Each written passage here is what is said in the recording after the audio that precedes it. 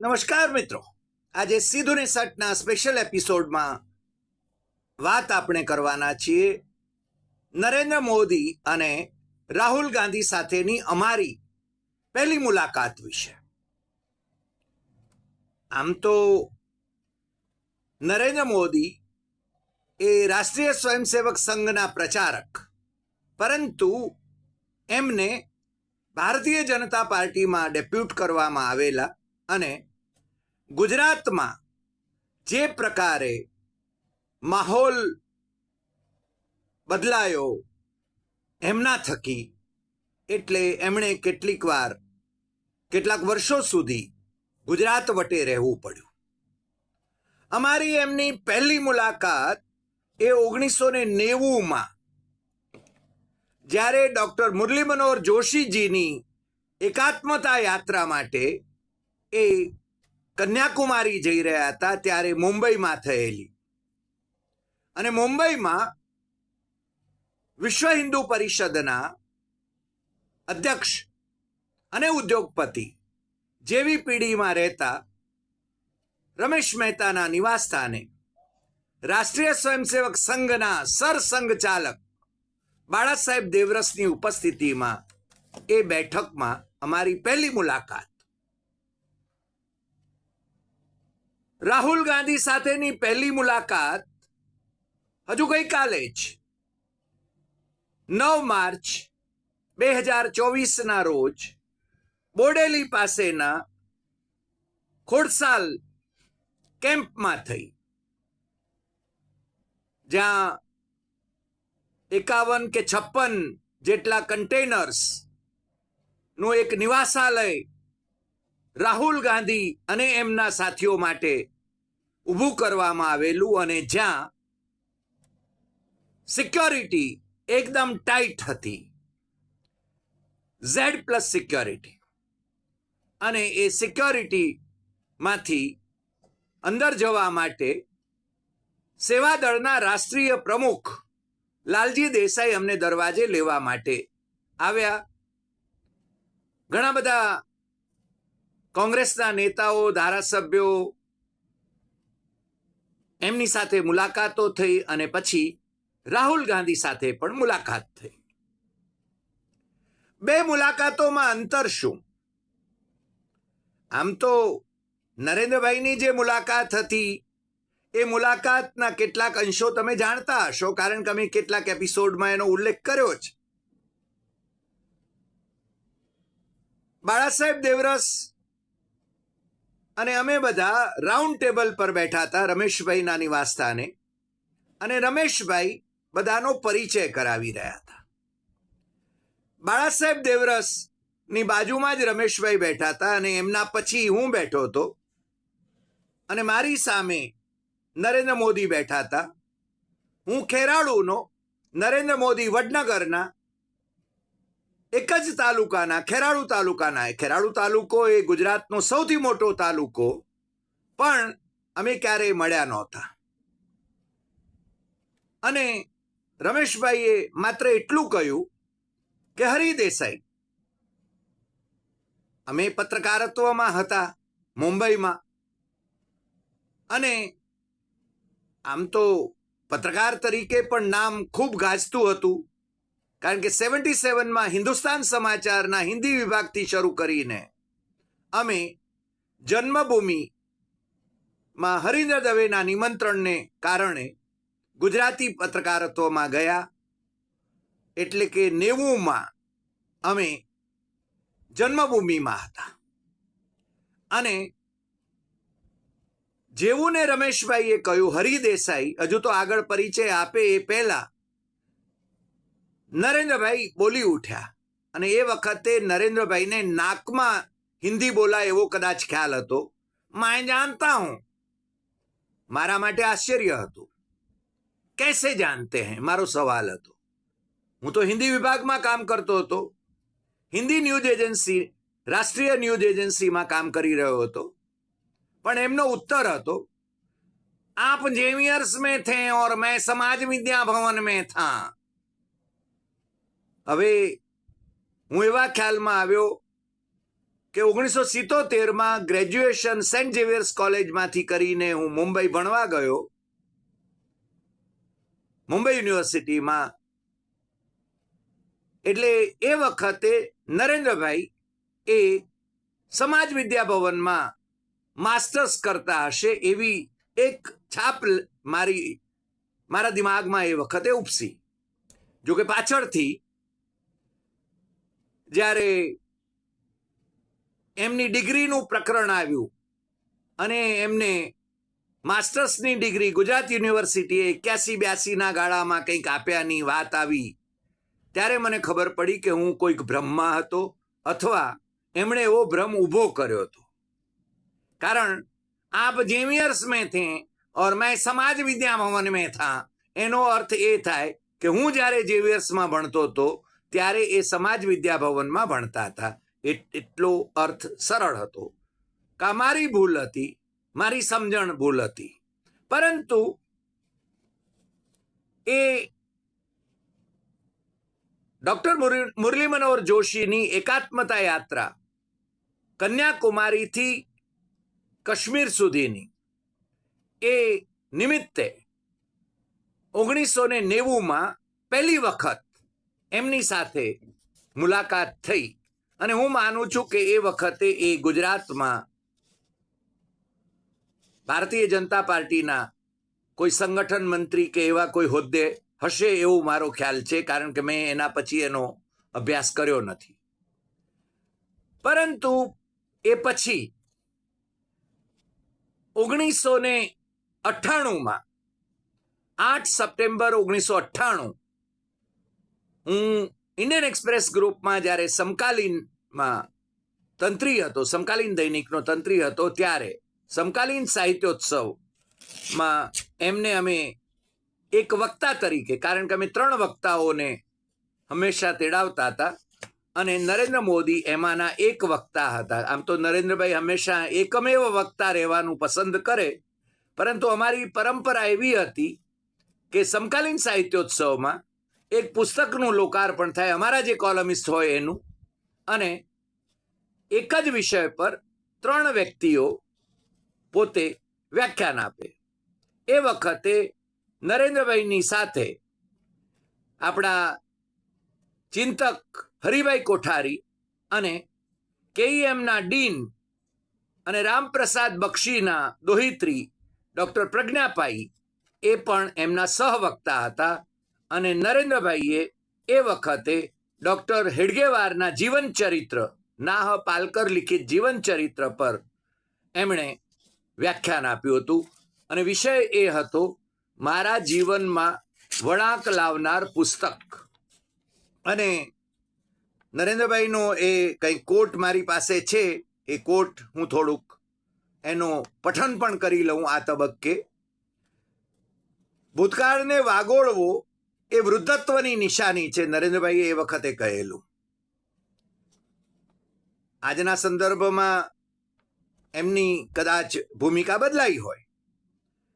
એ કહે છે કે સાહિત્ય રસિક પ્રેક્ષકગણને સંબોધતા ગુજરાતના ચાણક્ય, એ હંમેશા પોતાને ગુજરાતના ચાણક્ય લેખાવતા હતા અને અમને હંમેશા એમ કહેતા હતા કે જો તું ગુજરાતના ચાણક્ય નરેન્દ્ર મોદી એમ લખવાનું ભૂલતો નહીં. એ કહે છે કે અહીં હું મને મળવા આવ્યો છું. ભાજપ શાસિત મોરચા સરકાર પોતે શિક્ષણ નીતિ નથી ઘડવા માંગતી, કારણ કે અમે ઈચ્છીએ છીએ કે આવી મહત્વની નીતિ સરકારી અમલદારો અને રાજકારણીઓ નહીં, બલકે કેળવણીકારોએ ખુદ ઘડીને આપવી જોઈએ. ભૂતકાળને વાગોળવો એ વૃદ્ધત્વની નિશાની છે, તેમ છતાં વિષયને અનુરૂપ બોલવું જરૂરી છે એમ કહીને મોદીએ ઉમેર્યું કે 62માં 800 પાનાનું વામન મુકાદમ લિખિત છત્રપતિ શિવાજી મહારાજને લગતું પુસ્તક વાંચીને પ્રભાવિત થયો હતો. વિવેકાનંદના સાહિત્યથી પણ મુગ્ધ થયો હતો.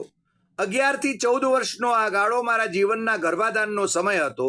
ત્યારે યુદ્ધ પછીની ચેતના વાતાવરણમાં વ્યાપ્ત હતી. RSSના સ્થાપક હેડગેવારના જીવનચરિત્ર વિશેનું નાનાજી પાલકર લિખિત પુસ્તક વાંચીને ક્રાંતિનો નાદ લાગ્યો હતો અને 17 વર્ષની વયે ઘર છોડીને નીકળી પડ્યો હતો. આઝાદીના ઉદ્દેશના મૂળમાં પેસીને ચિંતન કરતો રહ્યો હતો. આ પુસ્તક મેં 50 થી 60 વાર વાંચ્યું હશે. ડૉક્ટર હેડગેવાર પોતાના રાષ્ટ્રવાદી આદર્શો માટે જીવનભર અપરિણિત, અનિકેત અને અકિંચન રહ્યા હતા, તેમ હું પણ પરિવ્રાજક અને અનિકેત રહ્યો છું. રાજકારણ અને રાજનીતિમાં ફરક છે. હું 8 વર્ષથી રાજનીતિમાં છું. બેન્જામિન ફ્રેન્કલિનનું જીવન ચરિત્ર, ફિલિપ ડોનાલ્ડ લિખિત અબ્રાહમ લિંકનનું નેતૃત્વ વિશેનું પુસ્તક પણ મારા મન પર અમિટ છાપ મૂકી ગયા છે. રાજકારણમાં સંવેદનાનો મોક્ષ થઈ ગયો છે. ઇમરજન્સી વખતે ભૂગર્ભ ચળવળ ચલાવવામાં 27 વર્ષની ઉંમરે ક્રાંતિની પ્રેરણાને વાસ્તવિક અમલ કર્યો હતો.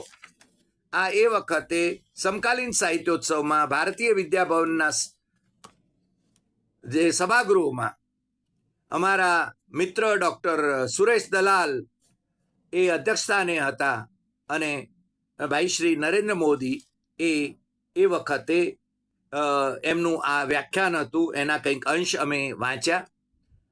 નરેન્દ્રભાઈ હંમેશા એક તોરમાં રહેનાર માણસ લાગ્યા અમને.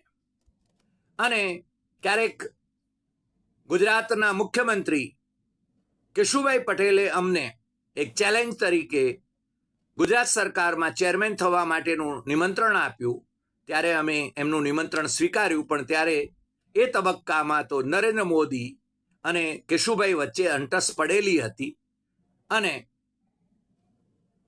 કેશુભાઈને ઘર ભેગા કરીને નરેન્દ્રભાઈ એ જ્યારે સત્તારૂઢ થયા ત્યારે અમે એમની સરકારમાં અમારી મુદતના છેલ્લા દિવસો થોડાક જે હતા એ દિવસો અમે પાર કર્યા. અમારી મુદત પૂરી થાય એ પહેલાં જ અમે એમને કાગળ લખ્યો હતો કે આ દિવસે મારી મુદત પૂરી થાય છે,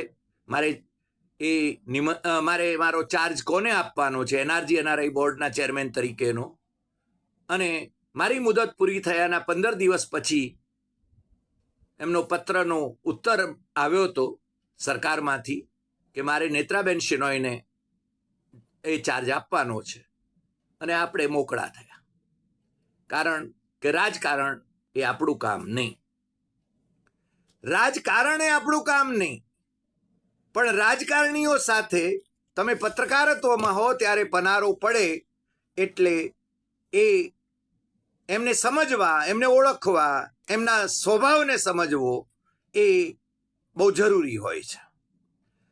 રાહુલ ગાંધી અને નરેન્દ્ર મોદી આમ તો એકમેકને પોતાના સ્પર્ધક ગણે છે, પરંતુ 2024ની ચૂંટણીમાં જો કોંગ્રેસના અધ્યક્ષ મલ્લિકાર્જુન ખડગે એ જો વડાપ્રધાન પદના ઉમેદવાર તરીકે જાહેર થાય તો નરેન્દ્ર મોદીને માટે કેવા સંજોગો ઊભા થાય એ પણ આપણે સમજી શકીએ છીએ. જો કે 400 કે પારની વાતો કરે છે, પરંતુ વિરોધ પક્ષની સરકારોને તોડવામાં અને કોંગ્રેસને ભાંડે છે, પણ કોંગ્રેસીઓને આત્મસાત કરવામાં, એમને પોતાના પક્ષમાં ભેળવવામાં, અને લાલકૃષ્ણ અડવાણીજી જેમ કહેતા હતા એમ કે ભારતીય જનતા પાર્ટીનું કોંગ્રેસીકરણ થઈ રહ્યું છે, એ અદલો અદલ નરેન્દ્ર મોદી સાકાર કરી રહ્યા છે. યેન કેન પ્રકારેણ સત્તા મળવી જોઈએ, આ નરેન્દ્ર મોદીનો સંકલ્પ છે. અને પાછા એમ કે અમે તો સેવા માટે ભેખ ધરી છે. એમની સેવાના સંકલ્પો એ મને લાગે છે પ્રજા પણ હવે સમજતી થઈ છે. રાહુલ ગાંધી એ કન્યાકુમારીથી કાશ્મીર સુધીની પદયાત્રા કરે છે. મણિપુરથી મુંબઈ સુધીની એ ન્યાય યાત્રા કરે છે. લોકોને સમજવાની કોશિશ કરે છે. અને એ બહુ સ્પષ્ટ છે કે વડાપ્રધાન પદ માટેના ઉમેદવાર નથી, છતાં મોદીને સ્વપ્ન આવે છે, અથવા તો એમના રાજકારણને અનુકૂળ છે કે એમની સામે રાહુલ ગાંધી એ સ્પર્ધક છે.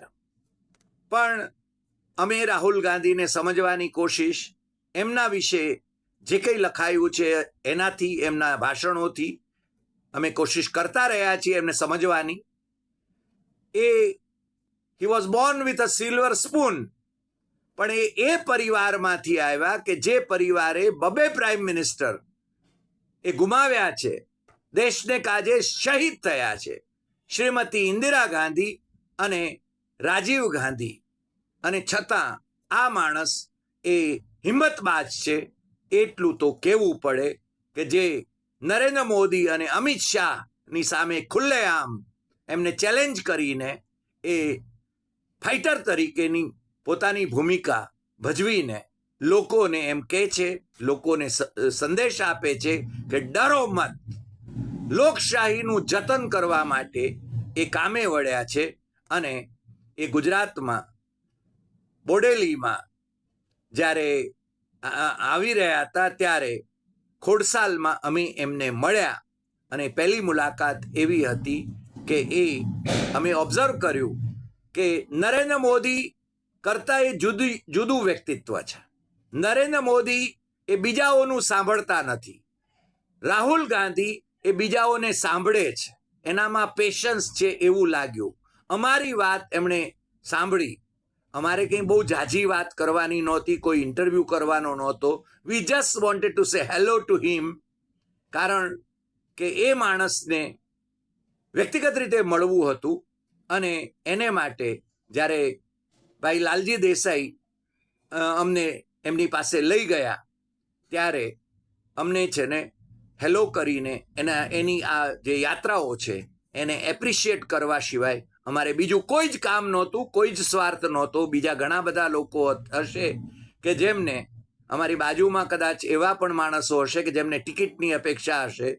કોંગ્રેસમાં આજે છે ને કાલે ન હોય એવું પણ બને. અમે તો કોઈ પાર્ટીમાં છીએ નહીં, પરંતુ અમે માત્ર આ જનજાગરણનું અભિયાન કરનાર, રાષ્ટ્રીય સ્તરે જનજાગરણનું અભિયાન કરનાર, લોકશાહીને અને બંધારણને બચાવવા માટે જહેમત કરનાર એક ફાઇટરને અમે મળવા માંગતા હતા.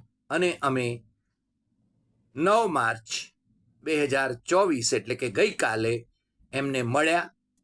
અને એ મુલાકાત અમને એવું જરૂર કહી ગઈ કે એ મન કી બાત કહેવા માટે નહીં, પણ લોકોની વાત સાંભળવા માટે કામે વળ્યા છે. અને આવતા દિવસોમાં એનું ભવિષ્ય પણ ઉજ્જવળ હશે એવી અમને એક લાગણી. અને એ જે દ્રશ્યો જોયા, જે સમર્થન જોયું, જે પ્રતિસાદ જોયો ન્યાયયાત્રાને, એ કેટલાક લોકો એમની સાથે ગદ્દારી કરીને પણ જો પક્ષપલટો કરીને જતા હોય, છતાં આ માણસ એ સ્થિતપ્રજ્ઞ રીતે અડીખમ ઊભો છે. એને કેટલી ગાળો ભાંડી છે. અને કોણે ગાળો ભાંડી છે? નરેન્દ્ર મોદી જ્યારે મુખ્યમંત્રી હતા કે વડાપ્રધાન થયા ત્યારે પણ એમણે છે ને ભાંડણ લીલા છોડી નથી. એમના માતુશ્રી રાજીવ ગાંધીના શ્રીમતીજી સોનિયા ગાંધીને પણ ભાંડવામાં કંઈ બાકી રાખ્યું નથી. અને એ પાછા વિક્ટિમ કાર્ડ ખેલે છે. ત્યારે મને લાગે છે કે પ્રજાની સહાનુભૂતિ જ નહીં, પ્રજા એની સાથે જોડાય. અને એ જોડાય છે ત્યારે કમસે કમ મને નથી લાગતું કે એ છે ને કોઈ પ્રચારમાં નીકળ્યા હોય એવું લાગે છે. એ લોકોને જગાડવા માટે નીકળ્યા છે. અને આટલો બધો જન પ્રતિસાદ એમના માટે ઉમટી રહ્યો છે.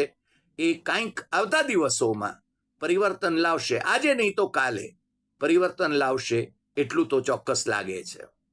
એનામાં એરોગન્સ અમને ન દેખાય, કારણ કે હી જસ્ટ કેમ, હી મેટ, હાથ મિલાવ્યા, વાત સાંભળી, અને એ બીજાઓને પણ એ જ રીતે એટલી સહજતાથી મળવા માટે ગયા. એ મને લાગે છે બંનેમાં, નરેન્દ્ર મોદી અને રાહુલ ગાંધી બંનેમાં એટલો ફરક જરૂર વર્તાયો. અને હું માનું છું કે જે માણસને માથે સિક્યોરિટીનું જોખમ તોડાતું હોય એ માણસે જરા પણ ગભરાયા વિના એ પોતે જ્યારે આટલી સ્વસ્થતાથી સ્થિતપ્રજ્ઞ અવસ્થામાં રહીને એ પોતાનું કામ એ કરે છે, ત્યારે અમે જરૂર કહીએ કે અમારી એમને માટેની શુભકામના છે. આજે આટલી વાત. ફરી મળીશું રાતે 9 ટકોરે બીજા એપિસોડમાં, રેગ્યુલર આપણા સીધું ને સટના એપિસોડમાં. તમને જો અમારો આ એપિસોડ ગમ્યો હોય તો સૌથી વધુ શેર કરશો, લાઈક કરશો, કમેન્ટ કરશો. અને તમે મિત્રોને જરૂર કહેશો કે આપણી YouTube channel doctor Hari Desai સત્યમ એવમ તથ્યમ એ સબસ્ક્રાઇબ કરે. નમસ્કાર.